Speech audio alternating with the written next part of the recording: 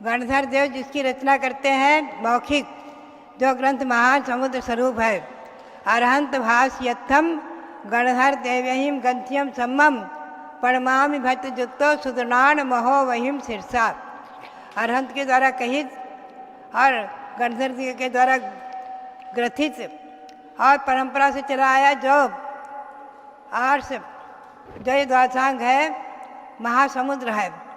आज वर्तमान में द्वादशांग नहीं, ध्यान रखें। 12वें अंग में 14 पूर्व हैं और उसमें अग्राणी पूर्व का कुछ अंश है षटखंडागम ग्रंथ में। इस बात को ध्यान में रखना। आज अंग और पूर्व न होकर उनका मात्र अंश ही है। उस द्वादशांग के बारे में थोड़ा हम आपको ले चलें। उसके नाम है आचारांग। 12 अंग के नाम आचारांग, सुकृतांग, स्थानांग, समवायांग, व्याख्या प्रकृति, नाथ धर्म कथा, उपासकाध्ययन, अंतर्गत दशांग, अनंतरोपातिक दशांग, प्रश्न व्याकरण, विपाक सूत्र और दृष्टिवाद, ये 12 अंग के नाम हैं। आचारांग 18,000 पदों के द्वारा करता है। आचार विचार उनकी चर्या 28 मूल गुणादिक, उत्तर गुणादिक उनका वर्णन करता है। तो आचार्य ने कहा है जैसे कि कथम चरे, कथम चिट्ठे, कथमासे, कथम जये, कथम भुंजे भाषे जदो, कथम पावम न बंधई। प्रश्न होता है कि हे भगवान, हम कैसे आचरण करें, कैसे बैठें, कैसे चलें और कैसे शयन करें, कैसे भोजन करें, आहार करें, कैसे बोलें, जैसे कि पाप का बंध न हो। तो आचार्य देव क्या कहते हैं? जदम चरे, जदम चिट्ठे, जदमासे, जदम सये, जदम भुंसेज भाषेज एवं पावम न बंधई। बंधुओं, ये संसार में इतने प्राणी हैं, सूक्ष्म और बादर, जो बहुत से सूक्ष्म जीव ऐसे हैं, छोटे जीव ऐसे हैं, 2 इंद्रिय आदि, जो जल्दी आँख से भी नहीं दिखते हैं, जिनका परिमार्जन इस मयूर पंखी पिट्ठी से किया जाता है, उठते बैठते। फिर भी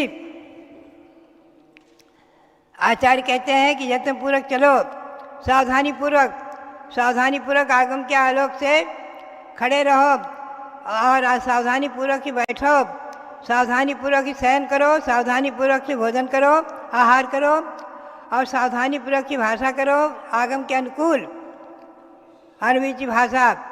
इससे पाप का बंध नहीं होगा, तभी तो संसार से छूटेंगे, नहीं तो छूट ही नहीं सकते।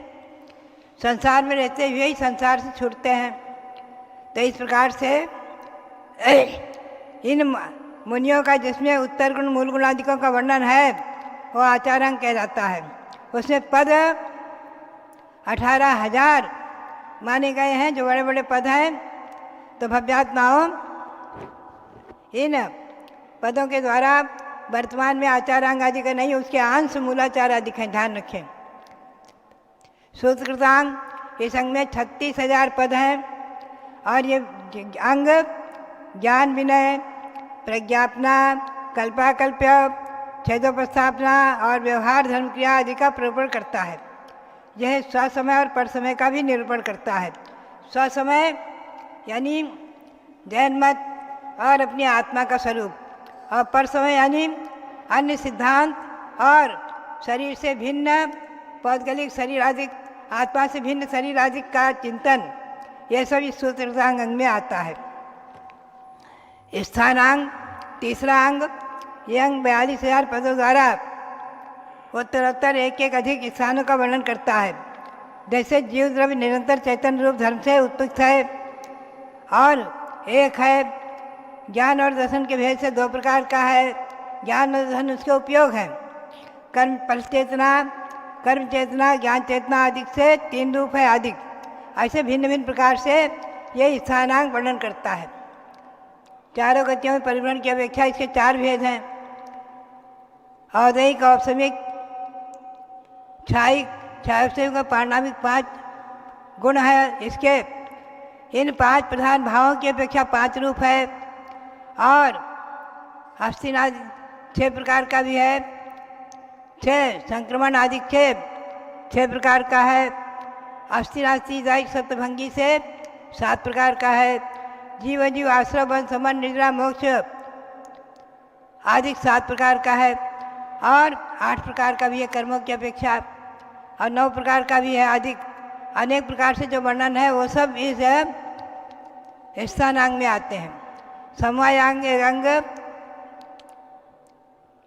ये अंग जो है 1,64,000 1,64,000 पदों द्वारा 1,64,000 पदों द्वारा संपूर्ण पदार्थों के समवाय का वर्णन करता है। सादृश्य का द्रव्य, क्षेत्र, काल और भाव की अपेक्षा जीवादि पदार्थों का ज्ञान कराता है। द्रव्य समवाय, क्षेत्र समवाय, काल समवाय और भाव समवाय आदि की अपेक्षा इसमें भेद हैं। क्षेत्र समवाय प्रथम नरक के प्रथम पटल सीमांतक नाम इंद्र विमान, 2.5 द्वीप प्रमाण मनुष्य क्षेत्र, और प्रथम सर्ग का प्रथम पटल विजु नाम का इंद्रक विमान, ये सब बराबर हैं। अधिक सिद्ध क्षेत्र मानसत्र पर्वत तक बराबर हैं। ये काल की अपेक्षा एक समय के बराबर समय है, मुहूर्त के बराबर मुहूर्त से अधिक। भाव की अपेक्षा केवल ज्ञान केवल दर्शन के समान है, और ज्ञेय प्रमाण ज्ञान है।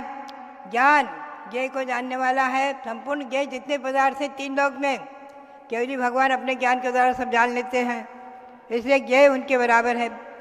आदि ये सब समवायांग वर्णन करता है। व्याख्या प्रकृति अंग में यह अंग 2,28,000 पदों द्वारा जीव है कि नहीं इत्यादि रूप से 60,000 प्रश्नों का व्याख्यान करता है। 60,000 प्रश्न और उनके उत्तर भगवान की दिव्य ध्वनि में पाए जाते हैं। नाथ धर्म कथांग, ये अंग ज्ञात धर्म कथा भी है। ये 5,56,000 पदों द्वारा सूत्र आदि का वर्णन करते हुए स्वाध्याय की विधि, तीर्थंकरों की धर्म देशना, संदेह को प्राप्त गणधर के संदेह दूर करने की विधि गणधर से, तथा अनेक प्रकार की कथा और भिन्न भिन्न प्रकार की उपकथाओं का भी वर्णन करता है। यह 6ठा अंग। 7वां अंग उपासका ध्यान अंग नाम से है। यह अंग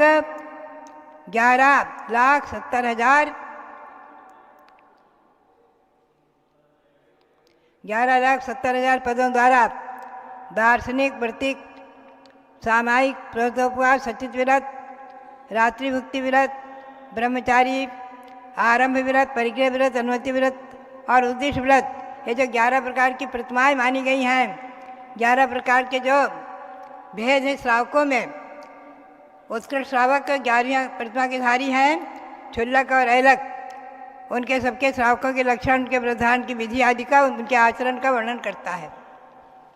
ध्यान रखें, अंतकृत दशांग आरिकाओं के जो है 11 प्रतिमा नहीं, ध्यान रखिए। कोई आचार्य कह देते हैं कि आरिकाओं के 11 प्रतिमाएं। आरिकाओं के 28 मूल गुण उपचार से माने गए हैं, भले ही उनके गुण स्थान 5वां ही है। अंतकृत दशांग ये 23,28,000 पदों के द्वारा एक एक तीर्थंकर के तीर्थ में अनेक प्रकार के दारुण उपसर्गों को सहन कर और प्रात्याहार आदि अक्षय को प्रसाद प्राप्त कर निर्वाण को प्राप्त हुए 10 अंतर्गत केवलियों का वर्णन करता है। केवलियों का वर्णन करता है। वर्तमान तीर्थंकर के तीर्थ में नमी, मतंग, सौमिल, रामपुत्र, सुदर्शन, यमलीक, वलीक, किष्कम्बिल, पालम्ब्य, अश्वपुत्र आदि के 10 अंतर्गत केवली हुए हैं। शनि भगवान महावीर के शासन में ही, महावीर के काल में ही सुदर्शन नाम के भी जो सेठ हुए हैं, सुदर्शन सेठ, वो भी जो है इसी में सम्मिलित हैं। उन्होंने मुनि बनकर के और दीक्षा लेते ही जो उनके ऊपर उपसर्ग हुआ, उपसर्ग को जीत कर अंतर्गत केवली हुए, इसलिए उनका भी वर्णन करता है। आदि अनंतरोपाधिक सांग, ये अंग 92,44,000 पदों द्वारा एक एक तीर्थ में भयंकर उपसर्गों को सहन कर और प्रातिहार आदि अक्षयों को प्राप्त कर 5 अनुत्तर विमानों में उत्पन्न होने वाले विजय, वैजयंत, जयंत, अनुत्तर अपराजित में जन्म लेने वालों का वर्णन करता है। यह 10 अनुत्तरोपाधिकों का वर्णन करता है। इसमें भी आया है कि विजय, वैजयंत, जयंत, अपराजित और शरार्थ, ये 5 अनुत्तर हैं। जो अनुत्तरों में जन्म लेते हैं वे नियम से सम्यक दृष्टि ही होते हैं। नवग्रह तक तो माना है समय सार में कि कदाचित अभव्य मिथ्या दृष्टि भी और द्रव्य से मुनि बनकर के 11 अंक तक का अध्ययन कर सकते हैं, लेकिन उनका जन्म नवग्रह से ऊपर नहीं हो सकता है। आप ध्यान में रखें, आगे सम्यक दृष्टि ही महामुनि ही जन्म लेते हैं।